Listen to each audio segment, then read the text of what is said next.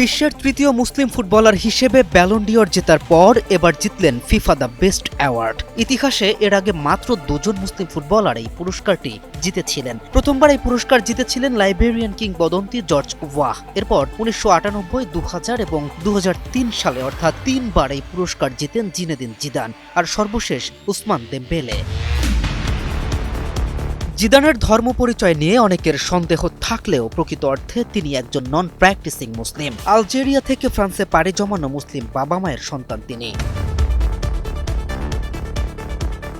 Football গোটা বিশ্ব জুড়েই যারা একটা আসর তোলপাড় ফেলে দিতে পারে। পৃথিবীর এক প্রান্তে সকাল আর অন্য প্রান্তে সন্ধ্যা নামার ভিন্নতার এই অত্যাবশ্যকীয় নিয়মকে বুড়ো আঙুল দেখিয়ে একসঙ্গে হাসতে এবং কাঁদতে বাধ্য করার ক্ষমতা রাখা এই খেলাটি যেন খেলার চেয়ে অনেক বেশি কিছু। ইউরোপীয় দাপট আর মেসি রোনালদোর ভিড়ে মুসলিম ফুটবলারদের তেমন দেখা যেত না আগে।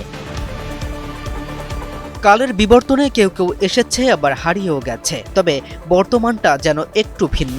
যুক্তরাষ্ট্রের 1 নম্বর জিম চেইন গোল্ড জিম এখন আবারও বাংলাদেশে। বসুন্ধরা আবাসিক এলাকা ও বসুন্ধরা সিটি শপিং মলে হালের Lamine Yamal, Ousmane Dembele, Mohamed সালারা বিশ্ব ফুটবল মাতিয়ে বেড়াচ্ছেন নিজেদের মতো করে। কারিম বেনজেমা, অ্যাঞ্জেলো কান্তে কিংবা সাদিও মানেরা যখন মুসলিম বিশ্বের প্রতিনিধি হয়ে বিশ্ব ফুটবল মাতিয়ে বেড়ায়, নিঃসন্দেহে তা বাড়তি উন্মাদনা যোগায় যে কারোর মাঝেই।